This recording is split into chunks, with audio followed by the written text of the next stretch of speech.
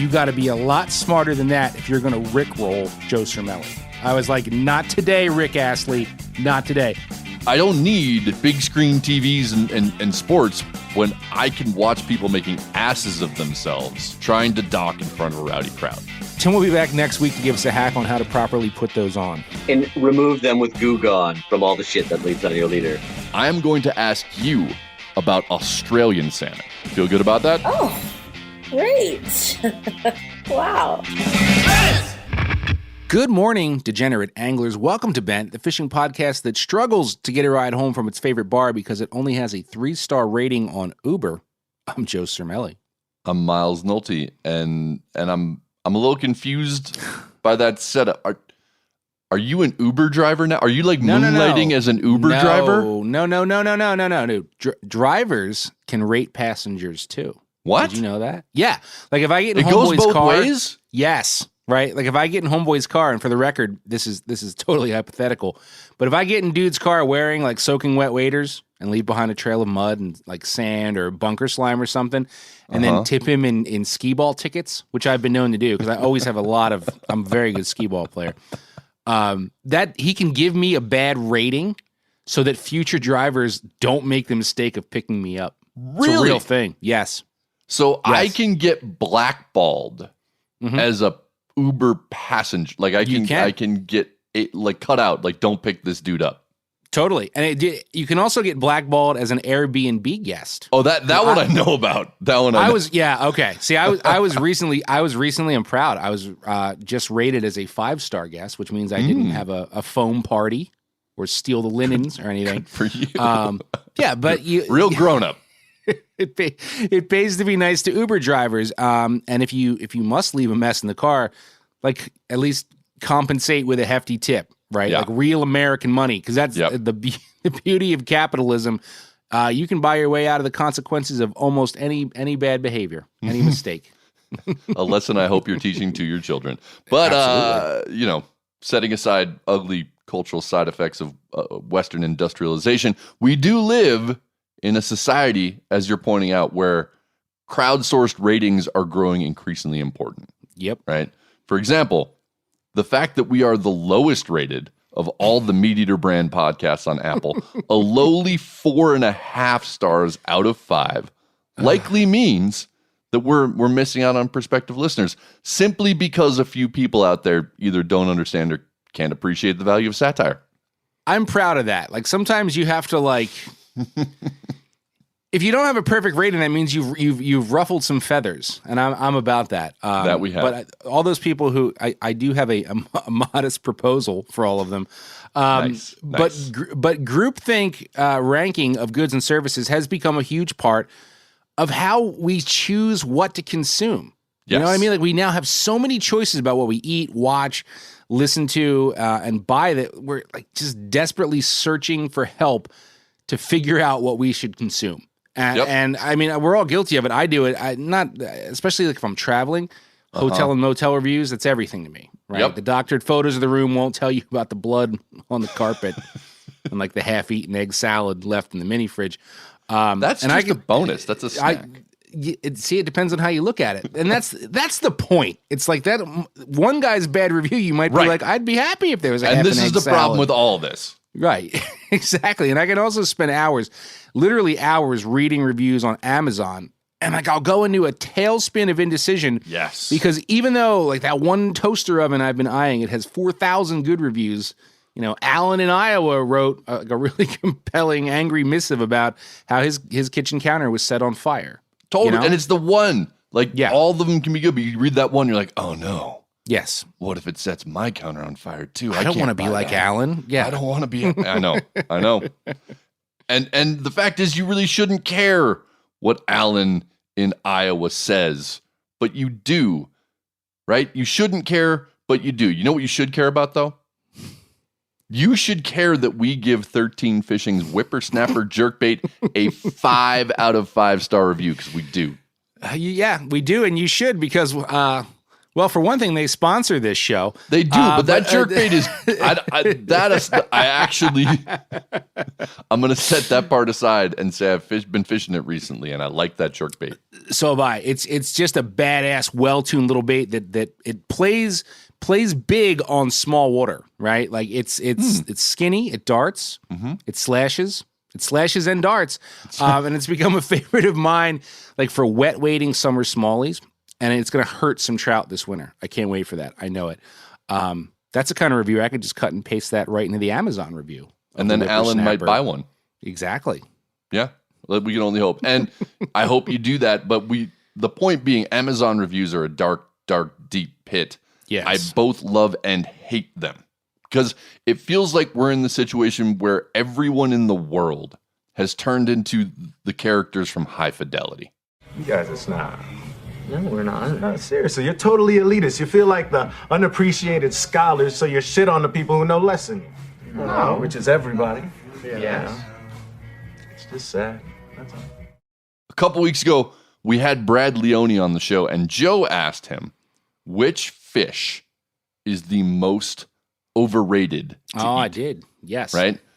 And to my disappointment, he responded, none of them, which was just a slightly lesser cop-out than his refusal to choose between KFC and Popeyes, in my opinion. Give Brad a break. I like Brad. He's fun. I like Brad a lot. But to be fair, to your point, right? That's how you survive public scrutiny and remain popular. Like you evade the big questions sometimes, right? But even though, so maybe Brad's not willing to risk his reputation over like a knee-jerk opinion.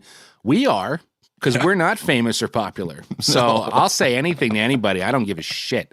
Right. And Miles, we've actually compiled for you like our desert island top 3 lists of the most underrated fish to eat and the most overrated fish to eat. Yes. We will step out on this limb and put ourselves out there. So I'll start with underrated. For me, my first one, and this isn't in any order, just the first one, I'm going with escalar. We've talked about escalar in the past. But I feel like this is an underappreciated fish. Yeah. Because like they make it up. It's white tuna. White tuna doesn't exist. There's no need to dress it up under a fake name. It's so good on its own.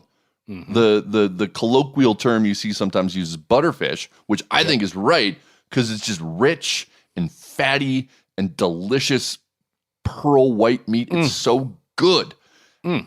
Part of the reason I think that this fish gets hated on is if you look it up online, there are a bunch of people. There are all these posts and things about how, if you eat too much, you'll get gastrointestinal issues. People call it X-lax fish. I don't know, man. I've eaten a lot of escalar, also known as walu walu in Hawaii, and I've never, ever had any problems. Well, like if you eat too much Taco Bell, it'll be the same problem. You know what I mean? But I've eaten. That's right. I've eaten pounds of the shit in one sitting. Like one time I saw it in a local seafood place and bought like a whole steak and just whacked it up and ate it. I've never had any gastrointestinal issues from eating it. So that's why this fits on this list. I think it's false. I think it gets, don't believe the hype. Yeah. So number 2 for me, the second one anyway, bluegill. People. At least in the Midwest right now are screaming about this and like, bluegill aren't underappreciated. We love them. We eat all the time. Yes, some of you do, but a lot don't. A lot of people, if they're pan fishing, prefer to hold out for the crappie or the perch. I say give me the gills, right? Because they're easy to catch. They're super available. You can limit out quickly. They're easy to scale, which I think is nice. And when you go out and catch a pile of little ones, you scale them, you gut them, you fry them whole, and it's damn good, man. Yeah. I think bluegill are underappreciated as a food fish. Yeah, but see, we have a different perspective on that because of that whole ease of catching thing. So I've eaten bluegill, right? And it is very good, no doubt. I think there's definitely a cultural thing here. And by and large, I think people in the Northeast don't eat bluegills. And to be honest, I have very little interest in it. And because I think part of what makes, this is for me, speaking for myself, makes a meal of fresh fish more enjoyable is the pursuit. You know, like you put in a long, hard day for those fluke or tuna or snakeheads or even big crappies. And you ever have somebody joke like, well, I could go to the store and buy tuna for a lot cheaper than you just spent, but, Yeah. to run offshore. But if you're an angler, that's all part of it. It's all like part of the pursuit. But bluegills are everywhere. And in my opinion, it's too easy. Like I could literally drive down the street with 2 slices of Wonder Bread and catch enough bluegills for a fish fry in 20 minutes every single day from April to November. Exactly. Now, to me, if the only reason you fish is if to put food on the table, that's appealing, but it isn't for me. Like I'd rather use those bluegills to catch a flathead and then cook the flathead, because now those easy bluegills are becoming part of that bigger pursuit. I see what you're saying, but that's why I think they're underrated, because people take them for granted. Yeah. And no, dude. And that's why I've got there's on the no list. right or wrong. You're not wrong. It's just two No. different perspectives on it. To me, it's like, that's so easy. They're swimming right there. Like, it's gonna take like 10 minutes. Exactly. So. Which my third one is scorpion fish. And this is my sleeper. This is the one, I'll admit, this is one with which I have the least experience. And scorpion fish they're really ugly if you've ever seen them. Like they're kind of scary looking, and they have these, again, bad reputation. They have venom in their dorsal fins, and if you step on one, it can give you a nasty sting. And I have avoided them up until recently. But not too long ago, I was back in Hawaii, and my cousins brought a whole big scorpion fish back to the house. And I will never shy away from those fish again. Yeah. It was so good. It was so good. And there are scorpion fish all over the world. You can find them in all the different oceans, all over the place. Their meat, it's like firm, and it's white, and it's just delicious. They have, it's not one of those bland white meat fish. It's got interesting texture and flavor. And they also have these massive heads. They're kind of like, they look like giant sculpin. Yeah. And you can take those heads, and this is for real, I just did it. They make the best fish stock I've ever eaten. Yeah. So good. I've never eaten scorpion fish. I love to try it. I just have not had the chance. So I'll switch into my list here. And I feel like I'm beating a dead horse, but my number one most underrated, take a guess. I think I know where you're going. Snakehead. Right. It is really the only freshwater fish I genuinely get excited to eat, because it's just so different from your standard walleye or catfish. And I've never fed it to any skeptic that wasn't blown away by everything about it after they tried it. I have no personal experience, but I've heard your gospel, and I look forward to crushing some fried snakes on your back porch with a double tall cocktail. I hope we do it someday soon, because I want to do that. We will do that. We need to do that. Next up for me, right, would be the Atlantic bonito, which is not to be confused with the bonita, the A and the O. Okay, very important, because bonita with the A, and that's just the common southern name for false albacore, right? Bonito with the O are lumped in with the mackerels and tunas, and they don't freeze well. They freeze like shit. But fresh bonito is outstanding. It makes terrific. Little toonie? Yeah. It makes terrific sashimi, poke, ceviche. It's outstanding on the grill. And it's very flavorful without any of the really strong, oily taste of a lot of the mackerels. I kind of liken it to, it's like Spanish mackerel meets yellowfin, kind of. And they're also just a blast to catch on light tackle. Just speed demons. I only got to do this once, but I can confirm when eating fresh bonito are damn good. I'm with you there. Yeah, and last I'd say northern pike. Good and call. I fully understand that's not the case in parts of the Midwest and Canada. Where I live, though, and even I think kind of out west where you are, people just still want the walleyes and the perch, and the pike kind of get overlooked. And I remember the first time I ever had it was in Saskatchewan, and I couldn't get over how good it was. Yep. I actually like it better, dare I say, than walleye. And I've had it a bunch since. I'd actually eat it more often locally. But anyone who watched season 1 of B-Side Fishing knows my local pike water is full of PCBs and heavy metals. So I refrain from doing that. But when I get a chance from cleaner water, absolutely. So, So, all right, underrated, overrated. You're up. Yep. I know what one of your overrateds is. Yes, you do. Everybody knows. Before I get there, I'm with you on the pike, which actually that totally teased me up for my first overrated fish. We don't really need to talk about this. We've already done it. It's walleye. End of story. We can move on. We get it. Number 2 for me, though, marlin. Okay? Marlin are amazing sport fish. But the only marlin I've ever eaten that I thought was really good, like I look forward to, was smoked. And it wasn't the fish, right? If it's it's the preparation. Yeah. So steak marlin, I'd rather that fish be swimming around. It's just not to me, it's just not worth it. My number 3, and this is probably the most overrated food fish on the planet, if you ask me, salmon. Totally. I do not understand why people like salmon so much. I don't get it. It's fine, but I cannot for the life of me understand why salmon is the most ubiquitous food fish on the planet. It's just not that good. It's often mushy, and it's either fishy or just totally bland. I'm sorry, I don't get the salmon thing. It's just I don't get it. I'm right there with you on all counts here, right? Like I don't get the walleye craze. I'd never personally kill a marlin, period, right? Yep. And while I like salmon sushi, I could frankly just give a shit about a cooked piece of salmon. Now, like fresh caught in Alaska, sure, like that's like a treat, right? Yeah. Otherwise, like farmed or shipped, I'm just not interested. And similarly, I also find just trout extremely overrated.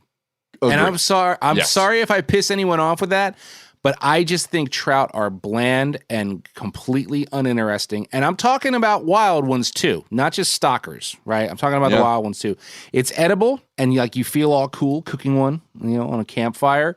I was about to say it's good if you're like out in the backcountry. Yeah, because then it's like part of the little experience, But will I ever be excited to eat a trout? No, I will not. And finally, I find fluke and flounder very overrated, and so many of my Jersey people are cursing me out right now. It's good, it's very good, but it's so mild. To me, it's one of those fish that just tastes like whatever you put on it. Yeah. And as far as Northeast inshore fish go, I will take a tog or a black sea bass over a fluke any day of the week. So, all right, there you have it. There you go. Walleye and salmon, universally overrated. We might be the only people who pick scorpion fish and snakehead over salmon, although something tells me that our first guest, who we've had on the show before and is not afraid to express controversial opinions, Abby Schuster, might actually agree with us. So this week on Trivia, Miles is going to ask Abby about a kind of salmon that actually might be underrated, at least as a food fish. You gotta be highly skilled for these fucking shows. You understand that? Yes, I do understand. Are you well versed there? Are you a very smart man? Yes, I am. All right. Joining us for our trivia game today, we have guide, captain, and owner of Kismet Outfitters on Martha's Vineyard, Abby Schuster. Abby, thanks for making some time for us. Thanks for having me. Absolutely. All right, so we brought you here to play a little trivia, and I guess I feel sort of honor bound to inform you that in our version of trivia, you can't actually win anything, but you do risk losing some dignity. So you know. lose. Yeah, even at bar trivia, you win something. You win a beer or a round of drinks or something. Nothing.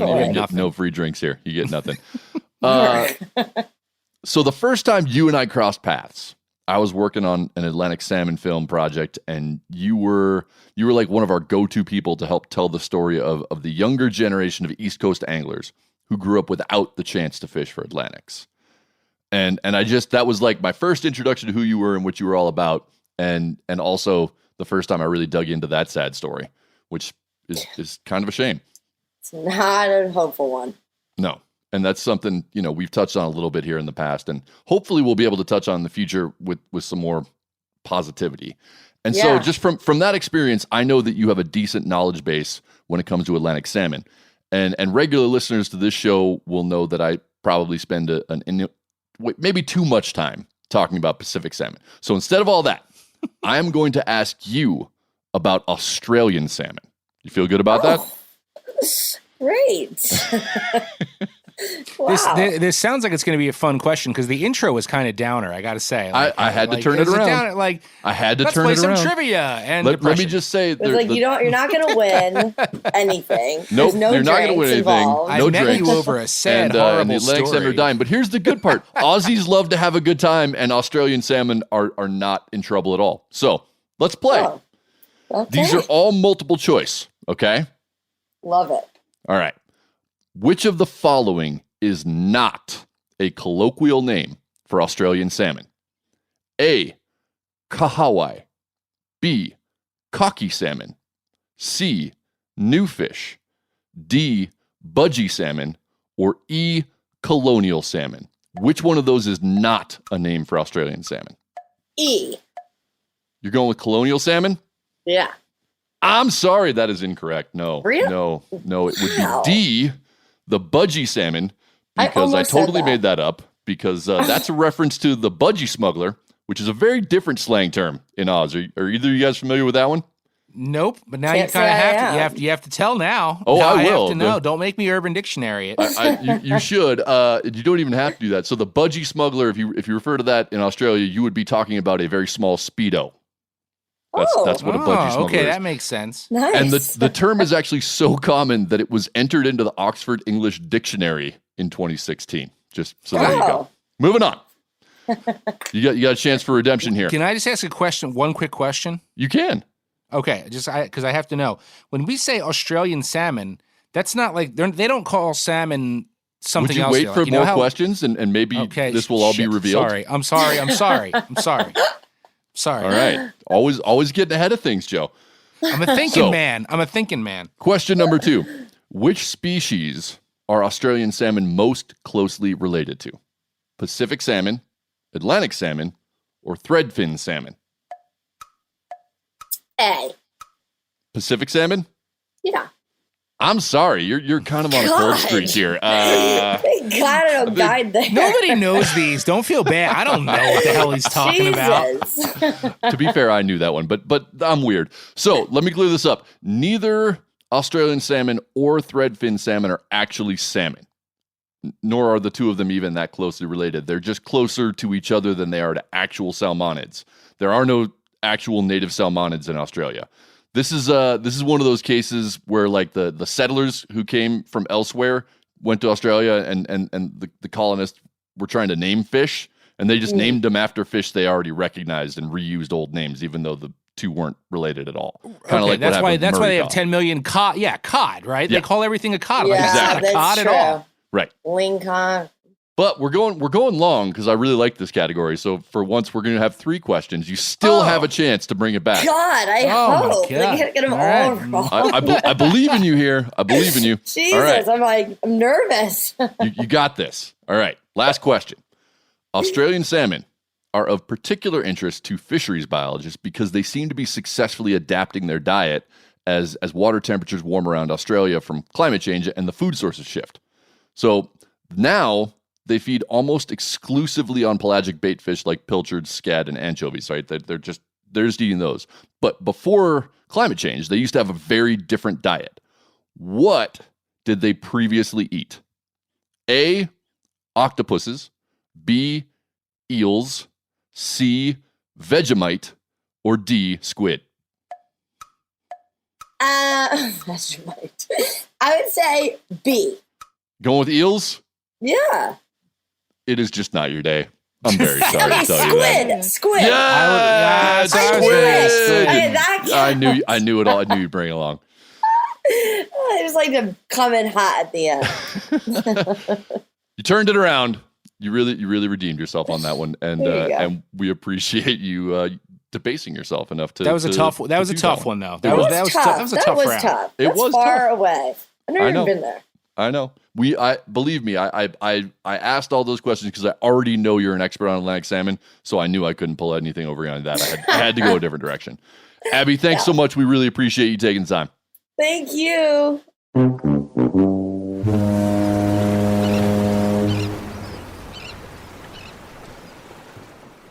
Have you ever eaten Australian salmon? No, I've never caught one. I've never held one. I've never seen one. Right. I've read about them, and I know people who catch them. And it seems like they're like the bluefish of Australia. People think Gotcha. they're oily and they're only good Gotcha. smoked, right? But I don't have any personal experience to draw from. Right. And you can't pass judgment on any fish without the PE, as we call it in media. Personal experience. No PE. No PE.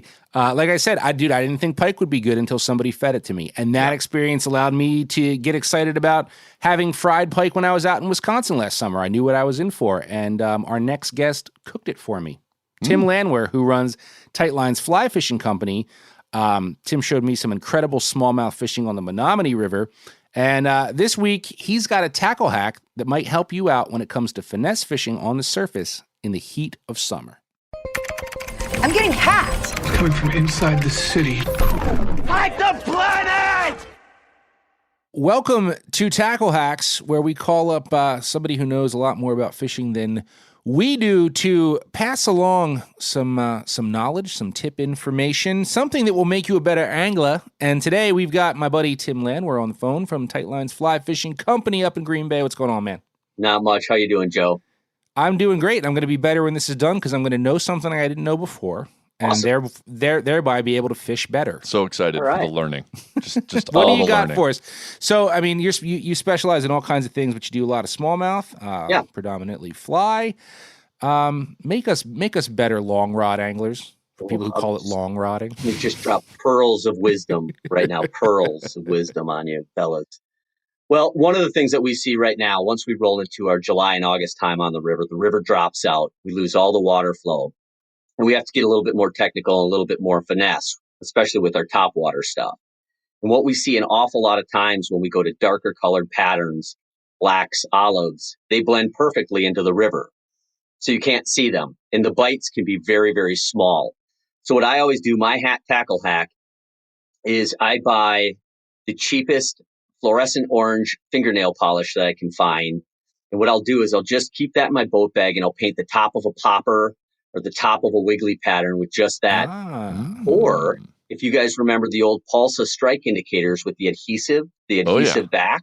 Oh, yeah. Yeah, they should twist your still leader up use like those. crazy. Yeah, they're awesome. We still sell them in the shop. They're great. I cut those in half, and that adhesive is good enough on those, as you know, because you can't get the shit off your leader after you put them on there.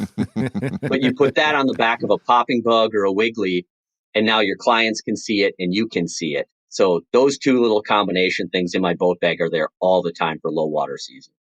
That's a great tip, man. Yeah. Why do I feel like I'm the only one that doesn't like the pulse? You guys were like, "Oh, love those," and they used to twist my line like crazy. I must have put them on wrong or something. I think that was a you problem, Joe. Yeah, it probably was. I think it's you, Joe. I think it's you. Tim will be back next week to give us a hack on how to properly put those on. And remove them with Goo Gone from all the shit that leaves on your leader. That was presented as a fly-specific hack, but I can see that working with conventional too. Sure. Right? Contrary to popular opinion, midsummer fish will still eat on top sometimes. Right. Not as much, but sometimes you have to get more subtle and smaller with your presentations. You can't just throw out the big stuff and like have a big weight coming back. You got to go slow and you got to go small. And that's where his hack really helps out. Yep. In my experience, that's true at least for all river fish, from trout to bass, even muskie, right? If you go super slow and downsize your baits, you might get blown up on top. Tim knows what he's talking about. Oh, I can attest to Tim's prowess, man. His guide service and shop have 5 well-deserved stars on Google reviews. Good for him. Must be good. Dude obviously knows his stuff. But we're about to find out which one of us knows his stuff in this week's battle for Phil's best review. It's time for Fish News. Fish News! That escalated quickly. Before we hit news, we have a little housekeeping. A couple weeks ago, I covered a news story about people painting turtles. And a shocking number of you wrote in to tell me all the reasons why a person might feel compelled to paint a turtle shell. And so I feel like I have to give voice to some of these because I was so dumbstruck. I have to. Ryan Knapp wrote, "Snapping turtles get run over by cars all the time. They migrate to find places to lay their eggs in sandy banks, then make their way back to water. Their dark shells are hard to see against pavement, hence traffic cone orange. Not supporting it, but it's pretty obvious how someone could think they were being altruistic." So I missed the obvious one there. Yeah, so then we got one from listener Cody Cantrell, who apparently comes from a long line of turtle painters, because he wrote a heartwarming tale about how he and his grandma used to enjoy watching 3-toed box turtles on their walks together, and how they would mark the shells with nail polish so they could distinguish and better get to know their local turtles. His town also has a spring festival that involves a wild turtle race for kids, and he has painted the shells of his kids' racing turtles in various themes. So we got that one too. Yeah. And I felt a little like a jerk when I read that because it was so heartwarming. Yeah.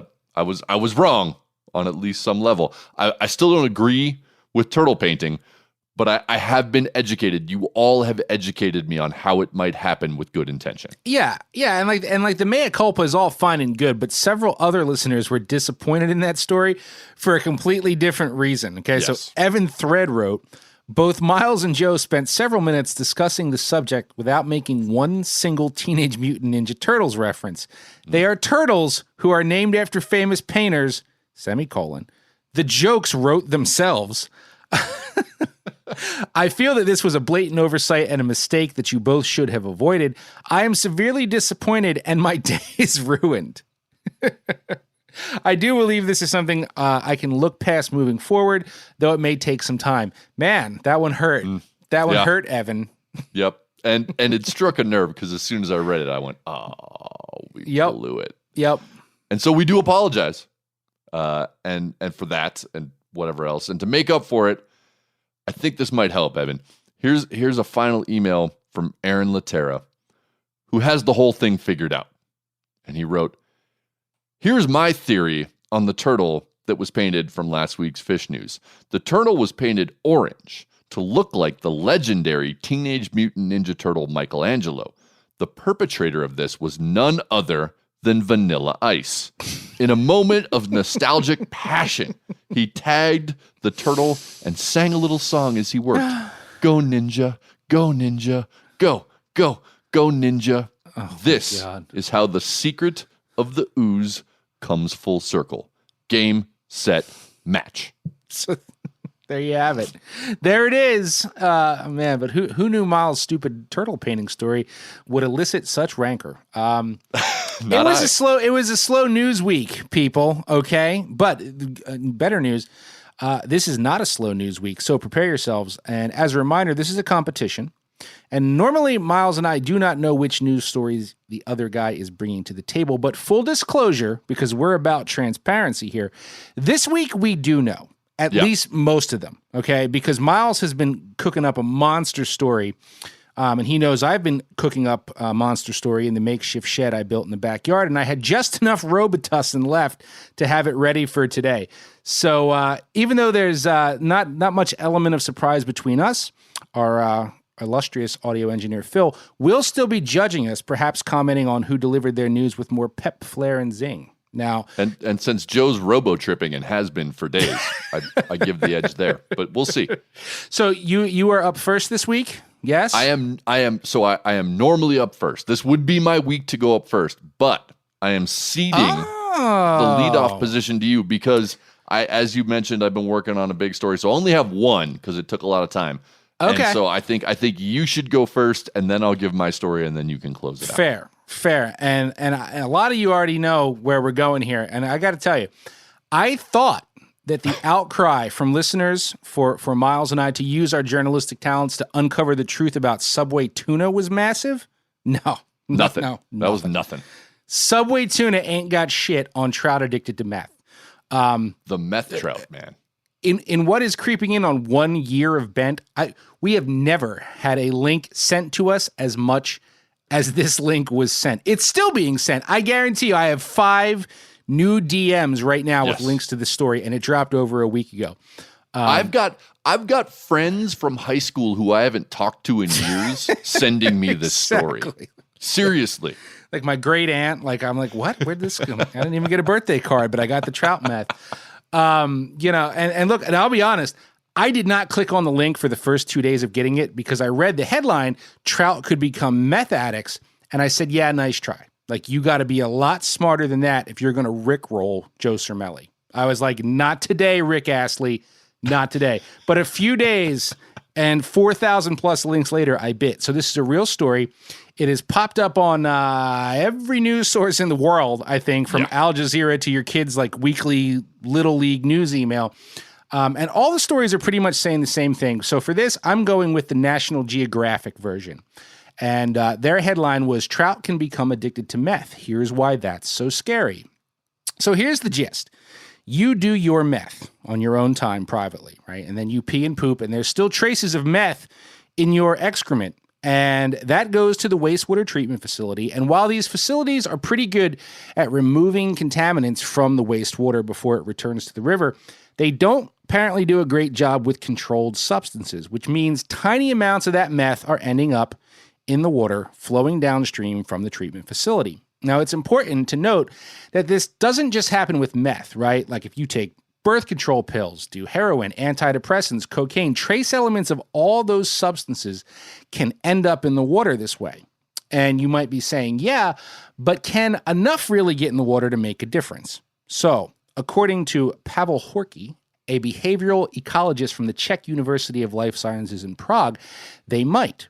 And the article points out that while meth use it's obviously always been a huge problem in Eastern Europe and the U.S., it's gotten worse since the pandemic, okay? So Hokie proposed that these trace elements in the water could essentially make trout meth addicts, which could make them lethargic, give them withdrawal symptoms, and make it more difficult for them to find food and reproduce. So Horky and his team conducted a lab study. And here's what they did. They dosed 60 captive-bred brown trout with methamphetamine-laced water for 2 months, while keeping another group of 60 control trout in a drug-free tank.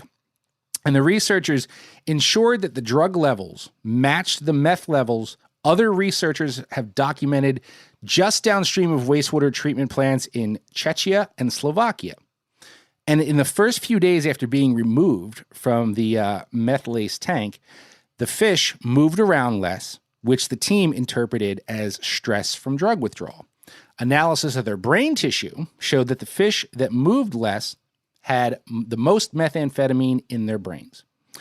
The researchers also gave the trout from both groups a choice to enter one of two streams of water, one with methamphetamine, one without. The meth-exposed trout preferred to swim in the meth-laced water, particularly in the 4 days after their drug supply stopped. Over time, the study's trout preference for methamphetamine declined to match those of the control fish, a clear sign of addiction withdrawal. Now, the article mentions a few other similar studies. One that found traces of cocaine in certain European rivers. They suggested that might interfere with the reproduction of endangered eels. In Canada, they did a study where they exposed young male fathead minnows to synthetic estrogen from contraceptive pills and found that when they did that, they didn't grow testes but produced eggs instead. But I think the most important thing to understand with all these studies, including the meth trout, is that all these things are documented in controlled lab settings, right? But nobody has hard evidence about any of these substances having adverse effects in the wild, at least not yet. Because if you think about it, right, that's a pretty hard study. Because at minimum, right off the bat, you have to factor in dilution. You know what I mean? Like a sample taken at the outflow of the water treatment plant is going to read different than one taken 5 miles downstream. You have to factor in rain, high water flows, low water flows. So they've proved that this could be a problem and the fish can be effective, which is real and fascinating. But I think so many people sent this because, which is what a great headline does, right? It leads you to believe just a river of meth-addicted trout has been discovered, and it has not. But that would be something else. You know what I mean? Like I assume the fish would have too few teeth to take a shot at a streamer of crayfish. You know what I mean? Opting only for squirmy wormies, or they'd be so indecisive and confused they just have no idea what they wanted to eat. Yeah, give me a quesadilla. The steak and cheese fajita only with cheese and steak only. We don't have fajita. You don't have fiestas? I don't think they'd be very hungry. or they wouldn't be hungry. I don't know. I know enough about tweakers to know that food's not high on the list of needs. Well, if it was marijuana getting into the water, it'd be a completely different story. Different. You know what I mean? Yeah. But look, it is a fascinating study, and the hope is that these findings will push lawmakers to insist that wastewater treatment facilities alter their filtering and cleaning processes to catch these substances, which the story suggests is possible. Like that can be done. It's just that they're not really factoring that. They're not really doing that. And it would mean investing in some new technology and revamped water testing methods, but they're not really there yet. So Appreciate it, 4,000. I wish I could send all 4,000 of you stickers for that one. You deserve it. But here's my question. Yeah. Of those 4,000, how many read more than the headline?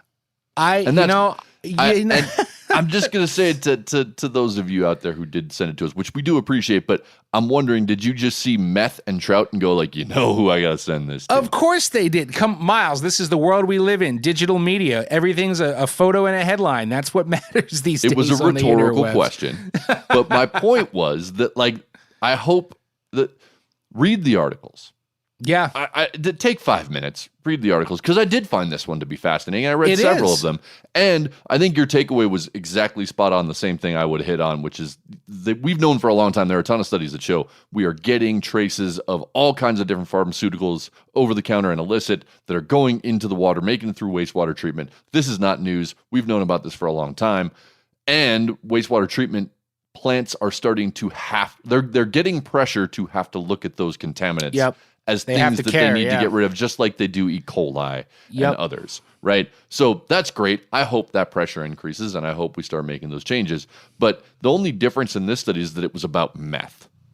Yeah. Like, no one cares about the Tylenol well, because one. meth is pop culture, man. I hate to say that, but like meth is so much more pop culture-y than synthetic estrogen. Like, that's not a T-shirt. You know what I mean? There's no mini series about that. Series about exactly. estrogen. There's no Breaking Bad for Tylenol. So, and listen, we're not coming down, but this is a good point. I thought the same thing. I'm like, you guys are reading the headlines, seeing brown trout, meth, and sending. But if you read it, it's very different. So if you didn't read it, we now just kind of read it for you. So you got the whole picture anyway. That's why they sent us. They're like, we don't want to read this article. Can you tell us what this is all about? Miles and because Joe I'm will just do that going to for us. assume there's a bunch of cracked out trout, likely in Delaware. I don't know. Who knows? You know what I mean? So there you go. Right. Yeah. So trout aren't actually meth addicts. That's the takeaway for those of you who sent that. That's not true.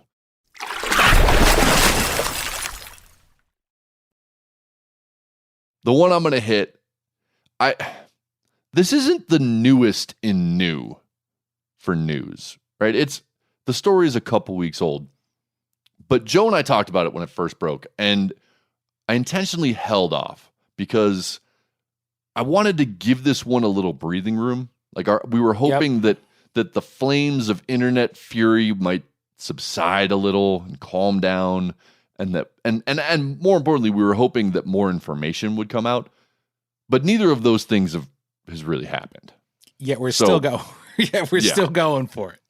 So rather than waiting on an outcome that's probably not going to occur, I'm just going to try to present the situation as clearly and accurately as I can, given what I know, and then follow that up with my own personal take and reasoning behind my opinions. You can draw your own conclusions on this one. Plenty of people already have. All right. On June 29th, a guy by the name of Josh Jorgensen uploaded a video to his YouTube channel titled Biggest Tarpon Ever Caught. And as is the case with most YouTube titles, this one didn't skimp on all caps lettering or multiple exclamation points. Mm-hmm. Jorgensen runs a fishing YouTube channel called Blacktip H, which you've probably heard of since it has nearly 3.5 million subscribers, making it among the most watched fishing channels on the internet, anywhere in the world. Jorgensen is based in Florida, and his content focuses on large inshore saltwater species, primarily Goliath grouper and sharks, often being fought on rod and reel by extremely muscle-bound men and also sometimes women. I feel like I have to begin this by admitting my own personal biases. This isn't the kind of fishing that I personally want to watch. I find his content gimmicky, one-dimensional, and lacking in substance. Okay, that's my personal opinion. Get that out of the way. That said, he has a much bigger audience than we do, so what he does obviously resonates with a lot of people, which is part of the reason why this video has struck such a chord with opposing factions within the fishing community.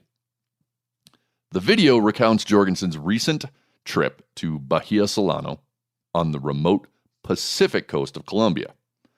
It starts with a short travel narrative where Jorgensen explains some shock at a local restaurant that is serving cow tongue. And I'm sorry, but I gotta say this. Dude needs to dig a little deeper into his local Floridian cuisine because there's plenty of good lengua tacos in Florida. Man. I was gonna say, dude, if you go to a taco shop and they don't have tongue, or I'd even dare say tripe sometime, I'm like, place ain't legit. Place ain't legit. I don't know if you watched that video, but he has this whole beat and being like, I can't believe they serve tongue. Do you eat tongue? Like, dude, anyway. Go to any New York deli, bro.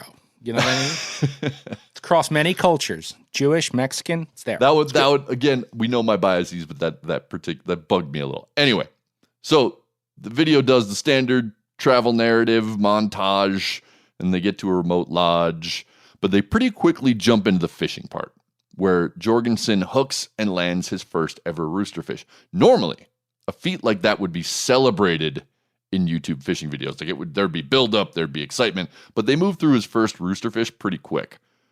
A few minutes later, his bait gets blown up by a mystery fish.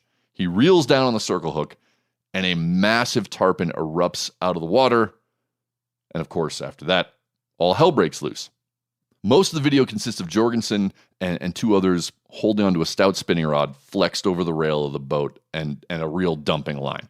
Jorgensen decided to hand the rod off to a friend mid-battle because a recent UTV accident left him with a back injury, and fighting this massive tarpon clearly caused him pain. They start off estimating the fish around 150 pounds, but as they fight it and see more of it, their estimates of its size continue to grow. After an hour fight, they get the fish boat side. Jorgensen puts one arm up through the fish's gill plate, reached his other arm into the fish's mouth, locked hands, and began to lift the tarpon over the gunnel. Mates and friends gathered to help, and they eventually hoisted the giant fish into the boat, took some measurements, posed for photos, and then threw the fish over the side back into the ocean. After releasing the fish, they estimated that it weighed 225 to 250 pounds. Back at the lodge, they punched the measurements into a tarpon weight calculator available on the Bonefish and Tarpon Trust website, which spit out an estimated weight of 312 pounds. The current IGFA world record tarpon weighed 286 pounds, 9 ounces. So if that's correct, this fish would have well surpassed it. Jorgensen's video then goes into interviews, one with an experienced trophy tarpon captain, the other with a saltwater fish taxidermist who's created over 1,000 tarpon mounts. Both individuals verified that they believe this fish to have been over 300 pounds after looking at photos and video. Jorgensen closes his YouTube video with a monologue that stops short of admitting that he would have kept the fish had he known it was a record. He kind of hints at it, but he doesn't come out and say it. He then says, quote, "But I'm glad we let that fish go. It's still out there, still swimming around. It always feels really good." And now we can cue the controversy. All right? And this one has some layers. The main reason for the outrage has to do with the handling of the fish. One aspect of the story that is not opinion are the well-researched effects of handling and release on adult tarpon. Adult tarpon, particularly like the really big ones, like this one, often suffer significant injury when removed from the water. That's why Florida prohibits anglers from lifting fish over 40 inches out of the water at all. Additionally, all tarpon release best practices recommend reviving a fish boat side before you gotta hang on to release. it. You gotta hang on to it for a while. You got it. Yeah. Especially after a long fight, which did not happen in this particular case. So, bottom line, Jorgensen's decisions to remove that fish from the water and then dump it back overboard without reviving it, they do go against the prevailing science-based recommendations for tarpon handling. I have to put a caveat on that. Everything he did is completely legal in Colombia where he was fishing. He broke no laws at all. Okay? That's another point that you just can't argue. That's a fact. The truth is, though, no one knows for certain what happened to that fish. You got all these very vocal folks in the angling community that are making definitive claims. That fish died. That's a dead fish. Yeah. And then you got Jorgensen and his supporters repeatedly countering, the fish is fine. I guarantee that fish is fine. It never goes belly up in the video. It disappeared. And I'm sorry, but the fact is that we don't know. All we have are belief and conjecture. That's it. Anybody saying they know the fate of that fish is just being hyperbolic, all right? Yep. They're just pretending to know something they can't know, all right? But having said all that, let's break down a couple more elements of this story. First, the record. So everybody understands, the minute that Jorgensen chose to hand his rod off to another angler, he lost any chance of the record. Done. Record's gone. Done. Yep. IGFA rules prohibit multiple anglers from even touching the rod or the reel. All right. So even if he had kept the fish and gotten certified weight, it would not have officially broken the record, period. Second, another theme that keeps popping up on the social media sniping around this fish is the status of tarpon in the Pacific Ocean. Tarpon are native to the Atlantic, not the Pacific. But in the last decade or so, more and more tarpon are being caught on the Pacific side of Central America and northern South America.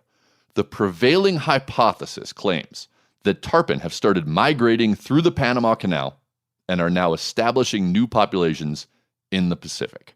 In the video, Jorgensen and his local guide refer to the fish as an invasive species.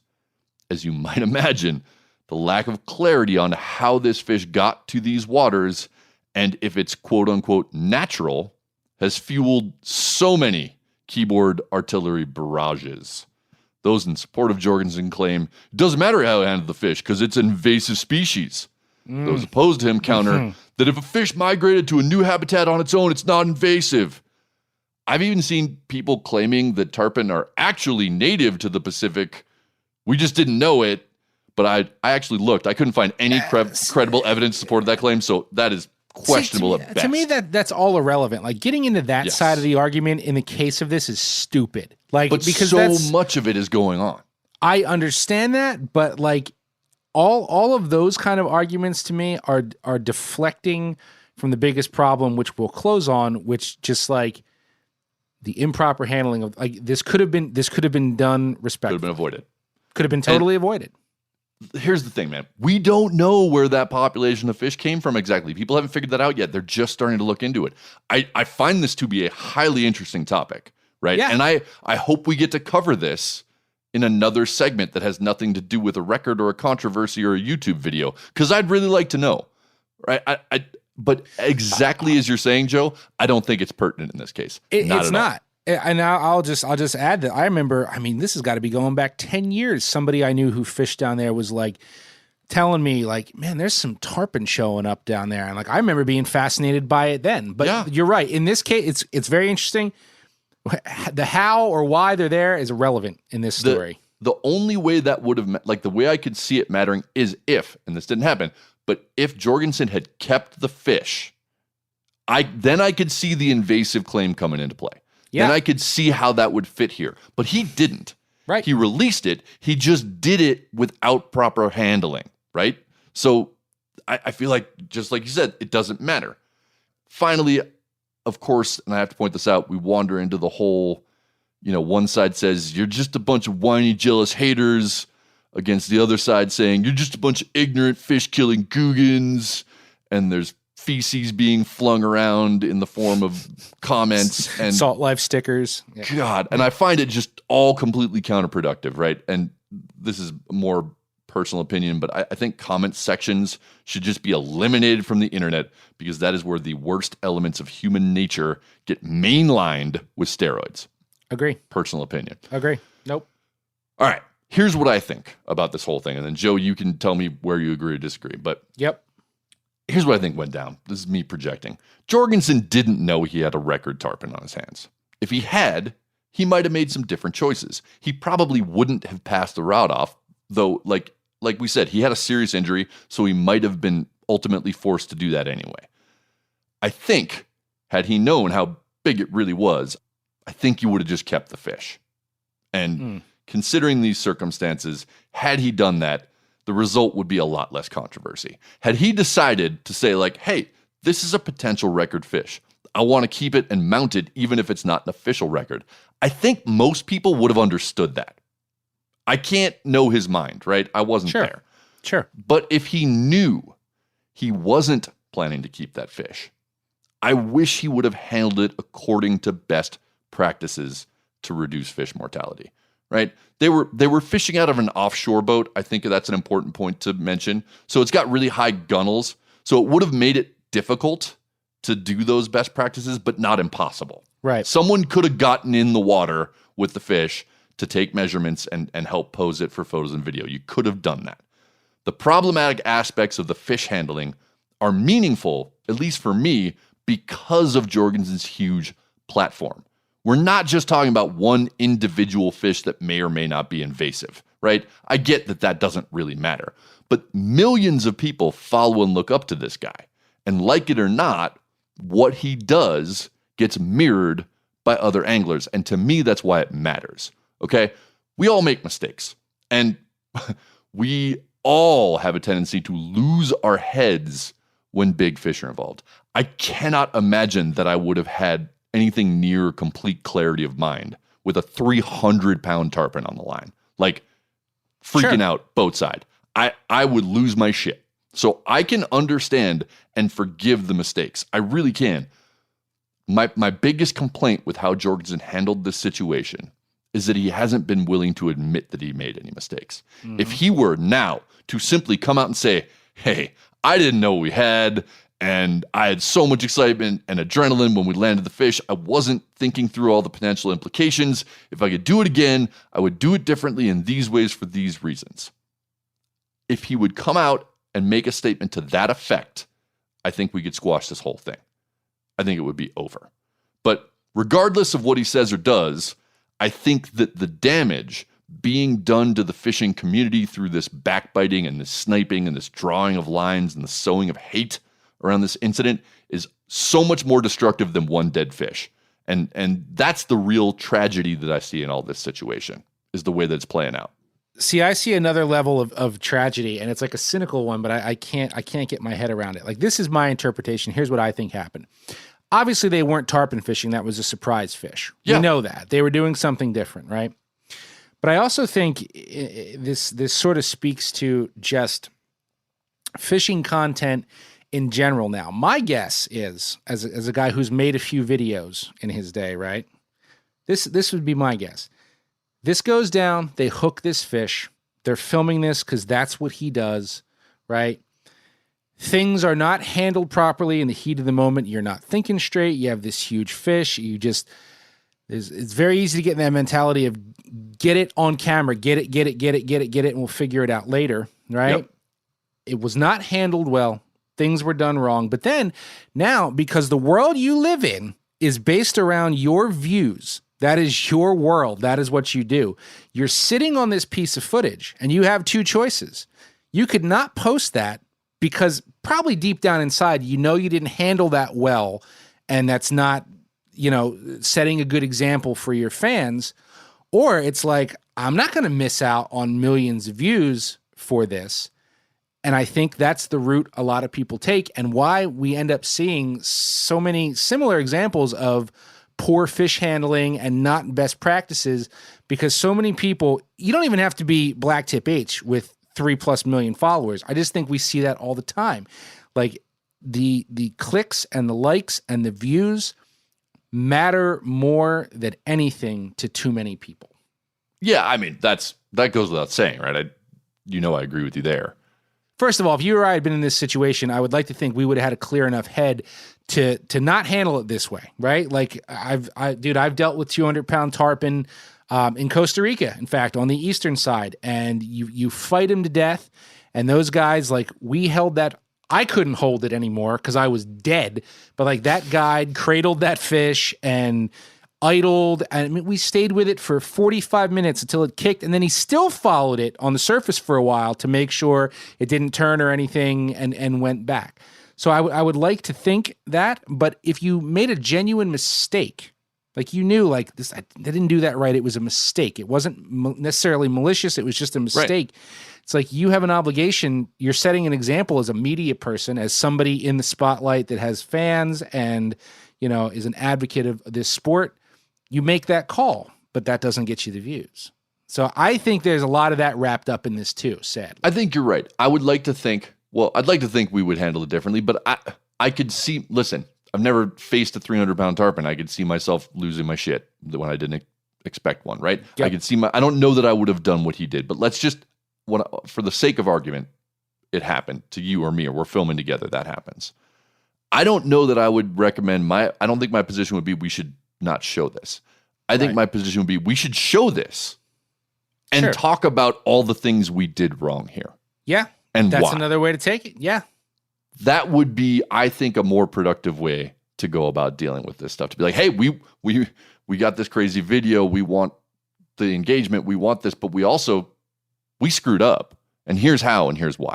I also think in terms of him not admitting wrong, I'm sure you've seen this before too, where for some people it's you want something so bad, you want the glory of something so bad that you can literally talk yourself out of wrongdoing so much that it just becomes the truth to you. You know what I mean? Like you just say it so much to yourself that then it just, you become convinced of it. But I don't see how anybody could have posted this and not how many videos have we had with the same thing? It's like, how could somebody post that and not think people were going to flip shit? Like, you know, he knew. So yeah, I'm sure a bunch of you guys have seen that. There's our little take on that. That was heavy. We've had meth, and now that I feel a little dumb, but I also feel like it's not a bad idea to lighten the mood before we close out here. That's your only story today, but that was a lot of research. That was a lot of research. So I'll wrap things up quickly this week. We'll all simmer down. We'll stop fighting and doing meth. And we'll take a dive into my favorite file, which is fishing gizmos, gadgetry, and gimmickry. All right, and we'll talk about the hook and roll. And this is exciting because it plays into something we recently discussed on the show, that being lure retrievers. Remember this? It wasn't that long ago, and we both pretty much agreed that they suck. Like all those weights with the paper clip and the doodad and doohickey you slide down your line, pretty much suck, or at a minimum, don't work every time, or, aren't incapable of becoming snagged themselves. Well, guess what? Forget the past, because the hook and roll is the last lure retriever you're ever going to buy. And for many of you, it would probably be the first lure retriever you ever bought. And after hearing this, none of you are going to buy it, whether you had one or not already. So this popped up in my newsfeed from the website geekygadgets.com. And of course, like many of these things, all the info is pulled from Hook and Roll's Kickstarter campaign, which, let me tell you, so far has not kickstarted very well at all. At the time of this recording, there were 35 backers, so they've got a little way to go. And you've seen this video, right? So you know what we're getting into here. What we have here, in my opinion, is a case of creating perceived value and performance simply by making something much more expensive. You know what I mean? And that's a tactic that works, no doubt. Like if you're holding a $3 broom and a $30 broom at the store, most people are going to assume the $30 broom is better. Let me tell you, it isn't. My garage floor is no cleaner. But anyway, big reveal here. The hook and roll does pretty much exactly the same thing as all the other lure retrievers that slide down your line and knock the lure free of a snag, except instead of being lead like the peasants use, the knocker device is made of high-grade aluminum and stainless steel. It's rectangular in shape. It clamps around your line, and it's loaded with bearings so that it zips down your line very fast, creating zero friction, thus thwarting line chafing. Now, if the hook and roll doesn't knock the lure free, don't worry, because it's tethered to a heavy-duty braided line, and that runs from the knocker device up to the hook and roll's own reel, which looks like a little tiny aluminum fly reel. But what that allows you to do is also wrench on the line to pull the lure free, or I guess, bend the hooks out, without using your rod and fishing line to do this, like we all do. And the entire contraption is, of course, made to be worn on the outside of your fishing vest with your leader, straightener, or knot tool, or whatever else you got dangling there. And here's the thing. I'm curious to hear your opinion. I'm not saying this won't work, but even this, it's not going to get every lure back all the time, and this can get snagged too. Anything with a weight and a rope that you send into the riprap, like, it might not come back too. I do like the dual purpose knocker puller, but this product, they're asking $75, and that's steep. And if this were $10, I might bite, but I'd still either forget to bring the product fishing or just lose it in the garage with all the other retrievers. So I'm still out. But the best part of all this is the Kickstarter video. And what I gather is that this is made by a European company because they talk about meters and stuff instead of feet. But they're trying to make the video uber American. They have this they have this scruffy dude that they've named Mike. It's very American, Mike. He's supposed to be this sad bass fisherman that keeps losing lures, but the narration misses the mark. He's also driving a Toyota Hilux, so that's kind of a dead giveaway. But listen to this. Did you notice the license plate? Yeah, it's one of the long, skinny ones. So definitely European. Also a dead giveaway. But listen to this intro clip. Meet Mike, the saddest guy on the water. Mike just sacrificed his favorite lure to the river lake gods. He had no say in the matter. Like, who are the river lake gods? Did you catch that in there? I did. Okay. Yes. They also flash to a shot of Mike with a big largemouth that's clearly his European head photoshopped on Denny Brower's body. So photoshopped. Yeah. But he's still a badass. Listen to this. He drove here with a glad heart, an open road, and the music as loud as he damn well pleased. Glad-hearted. Who uses the term? That's some Hansel and Gretel shit right there. Anyway, that's what I got, the Gizmo Gadgets and Gimmick file this week. I don't know, man. $75 buys a lot of Senkos, so no thank you. But what do you think? Dude, I don't know, you didn't scroll down far enough. 75 only gets you the basic model. If you if you want that sweet reel contraption that comes with it, you're talking $195. Whoa, wait a minute. I screwed up. So 75 bones only gets you what then? It gets you the retriever, a pack of lure clips, a really snazzy carrying case with Velcro strips, an Allen wrench that they call a maintenance tool, full instructions, and a carabiner for your vest. But how do you slide it down the line if there's no line connected to it? Here's another thing I'll say. You didn't read this at all, did you? I know. It said, you have a bunch of gear for fishing, including the reels from your old rods. Cool. Then just grab this small but mighty retriever and use your old reels to complete the set. You were more thorough than I was, because another thing that crossed my mind, if you watch the video of the lure being retrieved, it's like, how do you do this by yourself? Because they've got one dude pulling the rod tight and the other dude's sending it, which means you better also have a friend. So for like $50 extra, they might be able to get you a friend as well. I got to admit, man, I thought that this was pretty well done. And when I got down to the end of their marketing spiel, I was like, I'm going to sign up. They totally got me. And then I dug deeper. I'm like, $200. Yeah. And then I kept going deeper. And like the next one offered is like, well, you might lose the retriever. So here's what it would cost for a set with a second retriever. And I'm like, wait, I thought the whole point of this was that you never lose it. All right, now I'm out. I was almost there. This is like what goes around comes around. It's like a lot of these gimmicks are just revamped versions of shit that didn't work the first two times they came around. And I'm like, we've come back around to lure retrievers. Like, that's one that hasn't been reinvented yet. But I want them to work. I want someone to reinvent the lure retriever in a way that's functional and actually works. So I don't know. Maybe this is the one. I want it to be. And if it really did work, I would spend $200 on it. I would.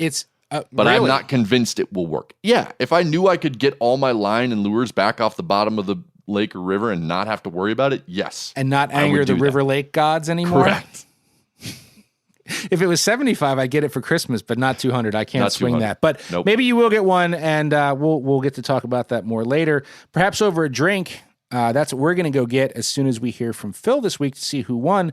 Hear from Phil, then go pony up to That's My Bar. Miles Nolte, your story went deep, but unfortunately I am a shallow person, so the winner this week is Joe Smallie. Okay, guys, I gotta come clean about something. One of the reasons I actually named Joe the winner this week was because I have put something together. It's something I've actually been working on for the last couple weeks. I have not told you about it.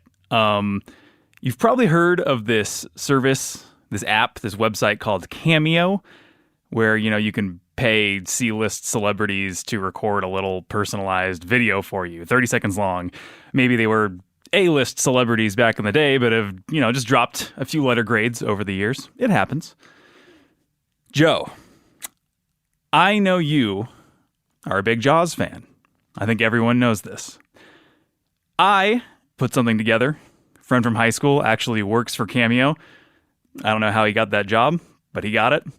I've been working with him to kind of find a little loophole to put this together. You could say that I had to jump through some hoops to make this happen. You catching on yet? Joe, someone has a little message for you. Never gonna give you up, never gonna let you down, never gonna run around and desert you. Sucker. No, I did not get Richard Dreyfuss to record a cameo for you, Joe. Richard Dreyfuss is on Cameo. This is true. You can look it up. He has one of the steepest prices out of anyone I've ever seen on Cameo. So for the, low price of $1,000, that's true, you can get a personalized video from Richard Dreyfuss. If you don't want to fork out that kind of money, you can get the Kintner kid that was eaten by the shark for $35. So, something to think about.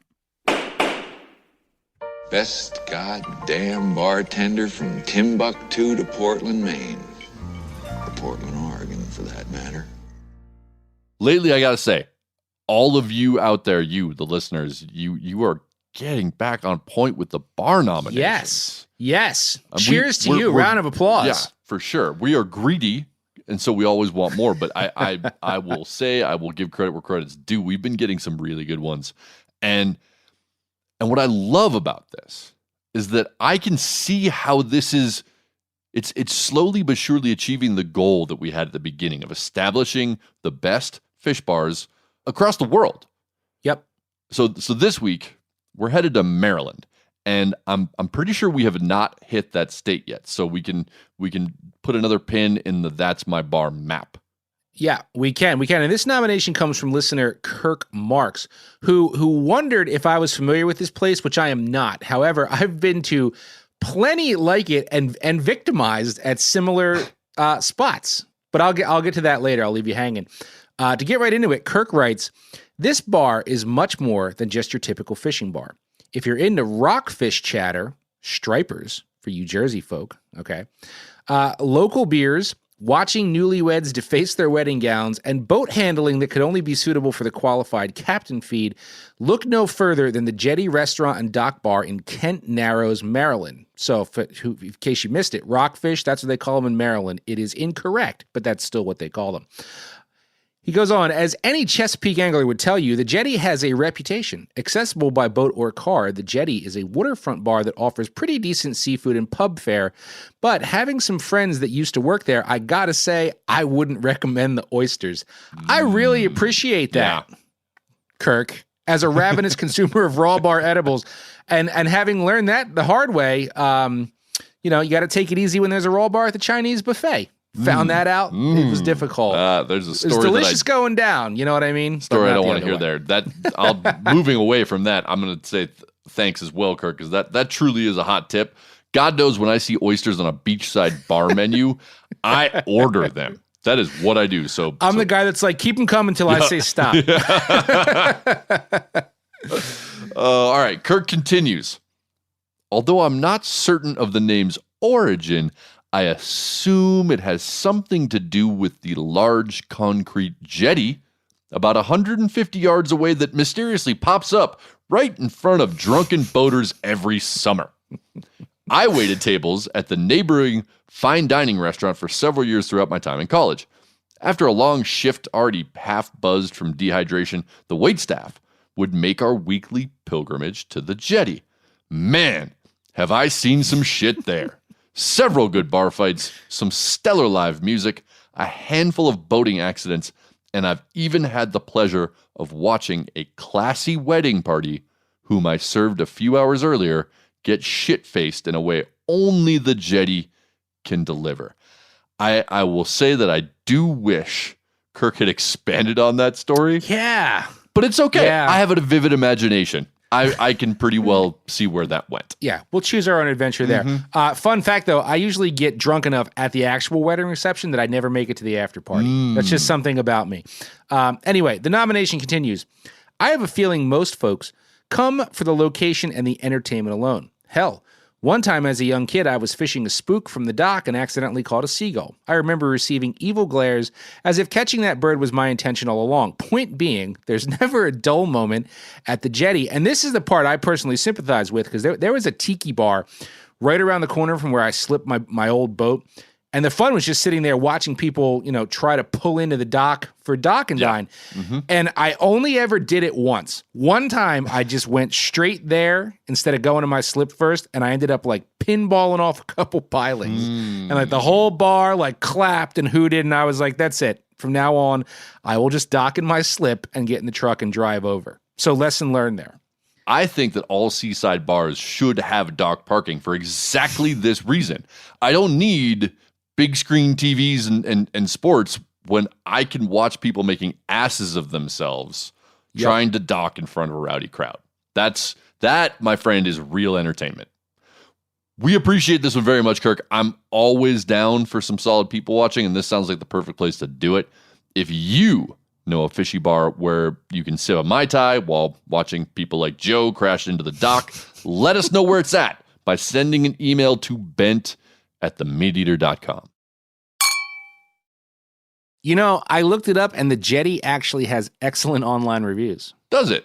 It does. Over 2,000 of them, in fact. But I think really the fact that they serve, stiff drinks waterside makes people a little more lenient. Here's a 4-star review I found that just said, "Get some crushes, talk to the ducks, sit on the beach. Kitchen service was slow and orders came out wrong. Hey, on a beautiful day with a few drinks, it's not a problem." That's not what I expect. It's a perfect review. But if that dude if he had that experience at the Olive Garden inland, it'd be a whole different review. Oh, it'd be 1 stars and I'm pissed. It's that old adage: location, location, location. Service might suck, the food might be all wrong, but you still get 4 stars. Yep, because exactly. The drink's stiff and I see the water. I like it. Oh, that's smart. We're going to close out the show with an end of the line about a traditional lure for targeting a species that used to be underrated, but I'd say has caught on with the foodie crowd in the past decade or so, and it's no longer underrated. We're talking about delicious octopus. Fishy, fishy, fishy, fishy! Well, that's not loud enough, Bert. When I was in middle school, our Hawaiian studies teacher assigned what I thought was going to be the greatest project of all time. We were each going to make a traditional octopus lure. I was ecstatic. Finally, homework that centered on fishing. I imagined myself not just building the lure, but catching an octopus on it, maybe even bringing some in to share with the class. Then I got the materials list and realized we were going to make it out of toothpicks, chopsticks, and glue. Actual hooks were deemed too dangerous for classroom use, I suppose. The whole exercise felt representative of my frustrations with school in general. I had no opposition to learning. In fact, I relished new knowledge and skills, but we often received a pasteurized version of information. Everything was classroom convenient and safe, but it lacked direct application. Sure, I was going to make something that looked kind of like a traditional octopus lure, but I couldn't actually use it to catch octopus. So I failed to see the point, and I'm pretty sure I also failed that assignment. I always hated arts and crafts. Hawaiian octopus or he'e lures haven't actually changed all that much since ancient times. They were first documented by Westerners in the mid-1800s, and the ones for sale today at local tackle shops and hardware stores across the islands remain surprisingly similar. A cowrie shell attached to a weight above one or more hooks. Native Hawaiians used rope fashioned from plant fibers to lash an elliptical stone sinker, a cowrie shell, and a bone hook to a 6-inch wooden stick to create luhe'e. They would troll or jig the lures over pockets in the reef. Cowrie are a favorite food of octopus, and the lures would often tempt hungry cephalopods out of their holes. Hawaiian historian Samuel Kamakau described it this way. The handsome stone was husband to the cowrie, and the cowrie was married to the stone. When the two matched in beauty and they swayed in dance in the ocean, the he'e came to watch the joyful dance. Those of them who wished to kiss the cowrie leaped to embrace and kiss her because they were aroused by the dance. When the he'e took hold of the cowrie, the fisherman pulled up the cord swiftly with his right hand, grabbed it with his left, and pulled hard against the side of the canoe, which forced the hook into the he'e. Modern Hawaiian octopus lures have swapped out the wood and bone for metal and the stone for lead. Some still use cowrie shells, but others feel that's unnecessarily specific, claiming that a painted golf ball works just as well and is far more durable. Octopuses are pretty damn good at crushing shells, after all. Basically, though, the technology and technique remain the same. Most of the he'e lures I've seen for sale commercially also have 6 to 10 inch metal tines on the bottom, which allow anglers to drag them over rocks without getting hung up as often. When I was a kid, we occasionally spearfished for octopus, generally with very little success, but I've always been enthralled by the idea of catching one with a lure, which usually involves one of two techniques. The first is sometimes called drag shell, essentially just slow trolling an octopus lure over promising bottom and waiting for one to grab it. The second is more sight fishing than trolling. Anglers take canoes, kayaks, or even surfboards out to good spots and then snorkel at the surface, carefully studying the bottom. When they see an octopus or what looks like a promising hole, they'll jig a lure and try to entice the creature into grabbing it. One thing I do know from limited experience is that hooking or spearing an octopus is just the beginning. The real trick is killing them quickly and safely. As most people know, octopuses have 8 arms covered in powerful suction cups, and they will grab, crawl, and yank hard at you to survive. They also have a nasty sharp beak where all those arms meet that can take serious divots out of your flesh and possibly sever a finger. Once you get hand to hand with one, you want to kill it quickly. The hardcores and traditionalists bite them between the eyes, crushing the brain almost instantly. I was never that much of a badass, instead using the Howley method of stabbing them in the same spot with a dive knife. Not nearly as cool, but definitely effective. I know some people turn the heads inside out, but I personally recommend killing them first. Trying to turn a squirming and surprisingly powerful octopus inside out is not as easy as it looks on YouTube. I once read an essay called How to Kill an Octopus by Allison Wilkins, and one passage in particular has always stuck with me. An octopus can see light. They have great eyesight and sense of touch. Their suction cups have chemoreceptors that allow an octopus to taste what it is touching. Imagine for a moment that the octopus is wrapped around your arm, trying not to die. What do you taste like as you bob in the water with this creature and your weapon? What do you taste like as you kill it?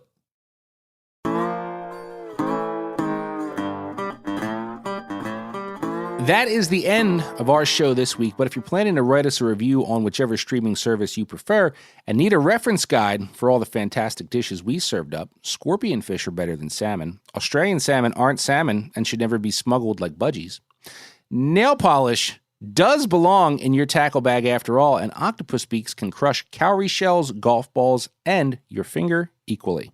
True story. Please keep those bar nomination sale bin items, awkward photos, fish news stories, and Dear John letters coming to bent@themeateater.com. Yeah, and don't forget to drop our favorite hashtags, Degenerate Angler and Bent Podcast, on the gram for the chance to win sticker prizes. And, go ahead and give us some good ratings on your favorite podcast service. Right now, we're tied with the Jetty. I think we can do better.